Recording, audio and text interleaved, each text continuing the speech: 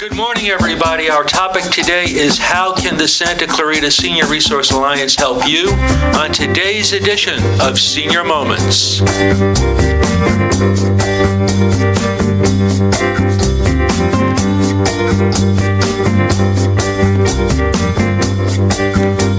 Good morning, I'm Joel Green along with Curtis Woods. This is Senior Moments brought to you by the Santa Clarita Senior Resource Alliance.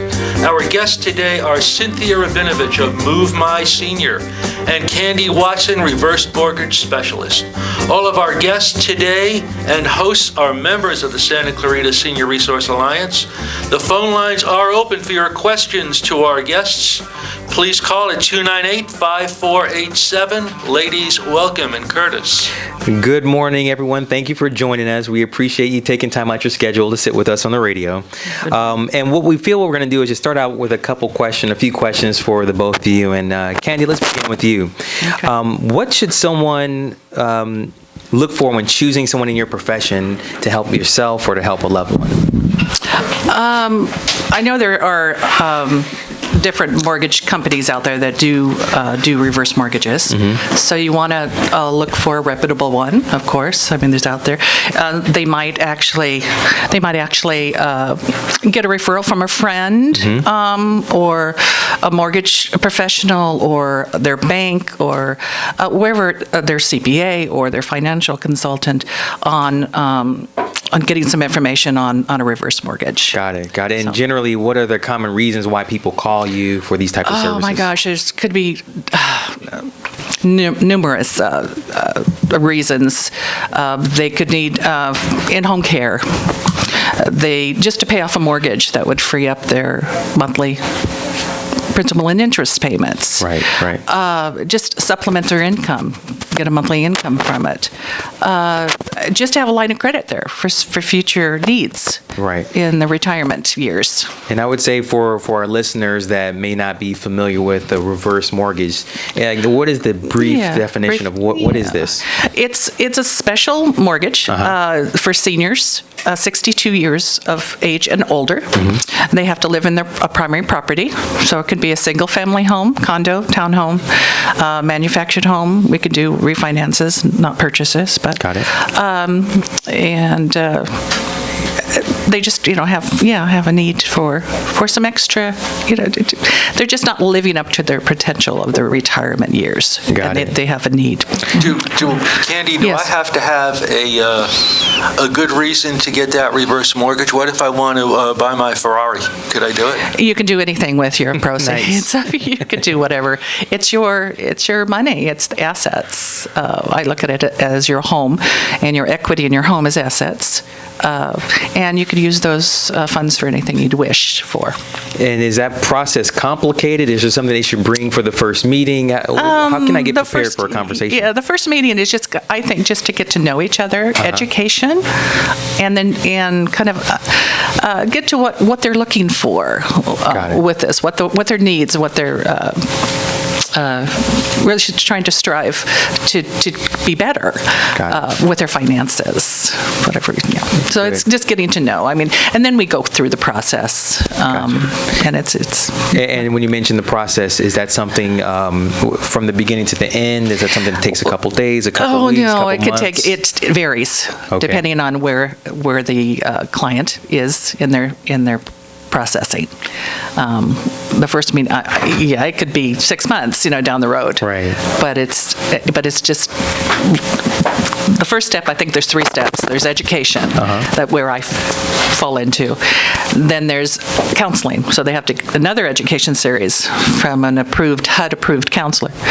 And then the application process. So that could take, depending on how fast they want to move or how slow they want to move, or seek advice here and there to see if this is really right for them. Good stuff. Yes, client stuff. Good stuff. Thank you. Well, Cynthia, I'm glad you're able to join us also, and we're kind of going back and forth talking about the different services we provide to the community. But I guess specific to what you provide, tell us, what should a person be looking for when they come to someone in your profession for either themselves or for a loved one? Well, I think the most important thing is because we're dealing with people's belongings and their prized possessions, it's very important that they have insurance. There's a lot of people that may not have that. And even better that they, if they're bonded, that's also great. So it gives you that extra layer of protection. And I think one of the other things that you want to look for is someone that has the expertise and the knowledge in working with the aging population. I think that gives you, again, another layer of really understanding the challenges that families might be facing when they're thinking about moving a parent. Got it. And just for clarification, when you're saying insurance, you're speaking of insurance over their belongings in case something breaks in a move, or what type of insurance you're speaking of? That's exactly it. The insurance that in case something, I mean, things do happen. Unfortunately, it's life. But if something were to happen, something falls off a truck, something, the movers typically that I work with have insurance. Something that we bump into something, a vase falls, we're insured. So, and it's also important that the client also, if they have their own insurance to it. But if everybody's insured, we're all taken care of. Right, the safe steps. Is part of your service, Cynthia, when you say move my senior, do you just come in and move? What if somebody is moving from a 6-bedroom home somewhere in, say, Santa Clarita to, say, Oakmont of Santa Clarita? There's going to be a size difference. So how do you deal with that? And so we get those cases very often. Most people that are calling me is because they're stuck, or they also need a plan from how do we get from point A, that's, like I said, that's a bigger environment, to Oakmont, that's a very 300-400 square feet studio. So what we do is we do a custom transition plan. What is that? And that includes things like a floor plan. So a floor plan will really tell you, we'll go and we'll measure your furniture and we'll measure your new area that you're going to, and say, look, this is the floor plan and this is what we can fit in it. And so that really gives you a visual of, this is all I can really take in this new place, and that'll keep it safe. Right. That really helps the client. It goes so far, because they'll say, okay, well, I can't take everything. And that kind of starts a process of, what do we do with the things that we are not going to take, and how we dispose of that. What do you do? How do you dispose? It's got to be tough in itself, huh? Yeah, so we can do the sorting, and we help families do that. And then the stuff that we don't do, there's donation. There's also things that we can start selling those goods. If donation doesn't take them and we can't sell it, we also do a trash junk haul away. There's a lot of places that, like I said, most of the things people will take, people will donate, people will trash it. Unfortunately, that's might be it. But some people, a lot of donation houses, if they'll say same thing, if you don't want it, we don't want it. So so we do take that into consideration. But those are the things that we do. We'll ship it to other relatives. So we'll find a plan for whatever it needs. And I can see that's probably a bigger issue for the person scaling down from a home to a smaller studio, as you described, because while it may have no value to anyone outside the family, it probably means the world to them. So that has to be a delicate conversation. How do you handle that type of situation with an aging senior who just loves this particular stack of newspapers or something like that, and they just don't have space? How do you handle that type of conversation? So again, we'll try to figure out a plan is what's going, what's not going, and the stuff that's not going, of course, the senior would love to give it to their children. And then I get the calls, we don't want it. And after that happens, we don't want all this china. Right. There's just a lot of millennials. There's a lot of adult children that don't want the the bone china, that don't want the cabinet full of things. What about the tchotchkes? Yeah, they may not want those things. And so I'm able to work with a couple of buyers, people that will buy those things off you. A couple of eBay buyouts. Also, they'll buy them. There's also a lot of consignments that will do with clothing, which is pretty good. There's, I said there's people that do collection that specialize in those things. So we're able to try to troubleshoot and find the right person to handle it. And like I said, and sometimes it just gets donated. Right. So someone will find it, and that's kind of what we do with that. So When somebody is looking around for a moving specialist like Move My Senior, what are the things that you recommend they look for in a moving specialist? Again, that they're insured. I think that's very important. Are there accreditations to this? Associations? You know what? There is association, which we're a part of, and thank you for bringing that up, Joel.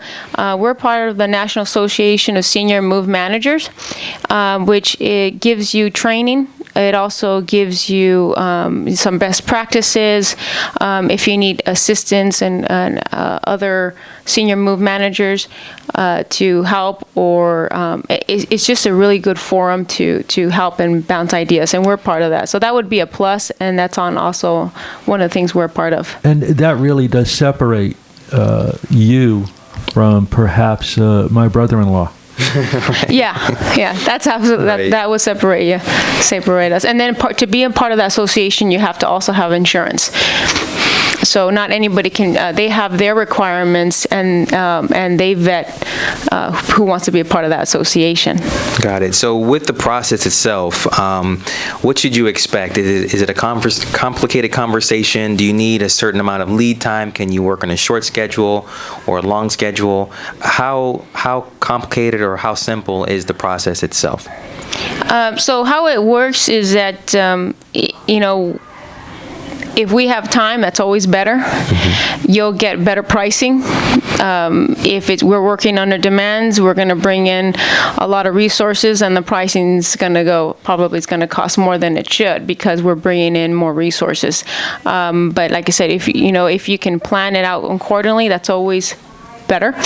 But we can do it. We've gotten calls that I need to move my mom tomorrow, and we'll go in and assess the situation and see what we need. What you can expect is that our consultation is typically free. Mm-hmm. We'll go in. It gives us opportunity to really assess the situation, gives us opportunity to understand our clients and what their needs are. It's a time for us to really come up with some solutions on what their goals are. And then I also get to do I call this part the walkthrough, the intimate part where we go and we'll take a tour of the house and we'll see what's really involved. Sometimes you'll discover that, a clean house, it might be behind the cupboards and behind the closets. You have a hoarding situation. Right. And so that's the time where you really go in and be able to see what's really there. And we're really transparent and with our clients say, okay, this is this is going to be simple, this is going to be easy, or you know what, this is going to take some time, so I think we should start right away. So we are able to give some recommendations, and through that consultation, we'll provide an estimate on what it costs to deliver and execute what the needs are of the family and our client. Is that common? Like my brother-in-law says, give me a pizza and a 6-pack of beer and I'm done. But is that common with people that say that they can help adult children and seniors move? Should that be something that as a consumer I should expect? A written estimate?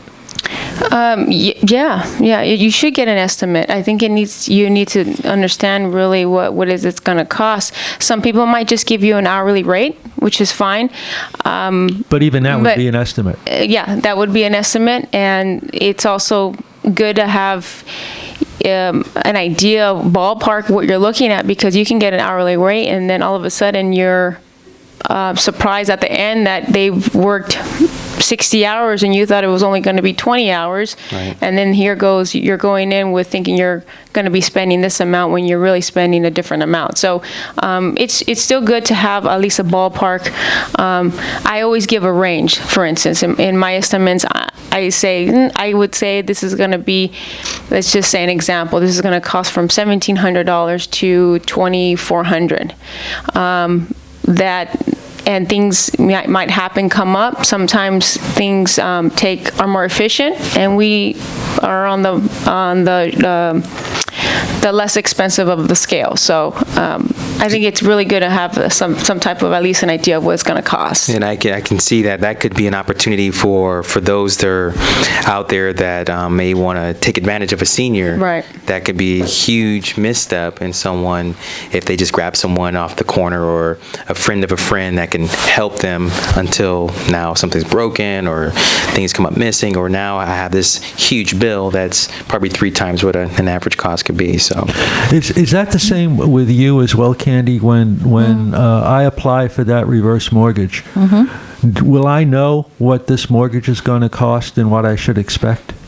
Will I know ahead of time? Yeah, you should, because there's a good faith estimate that's given, and the costs are disclosed. And is this and it's like I say, sometimes it's an estimate. Because we don't know what's going to happen through the process. Something might come up that we didn't prepare for. And is the reverse mortgage industry regulated at all? Yeah, it's regulated by HUD. It's an FHA insured loan. So yes, it is. So it's very regulated. Are there more things involved? If I want to get this mortgage, can I get my money by the end of the week? No. Like I said, when I said 6 months process, it could be up to 6 months for the client to decide to do it. But once they've done their counseling and they have to do what? Counseling. What is that? So, well, first, my job is education, like I said before. And then if they decide that this is something they want to pursue, then I would, part of it is giving them names of counselors that they have to get another education series. So it's HUD-approved counselors that are not affiliated with any lenders. And what's going to happen in that HUD-approved counseling section? Are they going to talk me out of this? Because I want that Ferrari. right. They do their job. They have to go through. Everyone has to go through a computer layout. They do the same thing for every client. They might uncover. That's their job of maybe other programs out there, but it is required, and they have to get a certificate in order for me to do the application. And then even if they get the certificate, let's say today, I still can't send in the application until the 8th day. So there's a cooling off period. So that they want to make sure that we get it done. That so this is what they want. The client wants to do. Hurry up on that process so I can ride with you in that Ferrari, my man. Yeah. Absolutely. Top down, we're going cruising. Yes, we will. So when we come back, we'll talk more about how can the Santa Clarita Senior Resource Alliance help you on Senior Moments, brought to you by Santa Clarita Senior Resource Alliance. I'm Curtis Woods, along with Joel Green and our guest on Santa Clarita's hometown station, AM 1220 KHTS.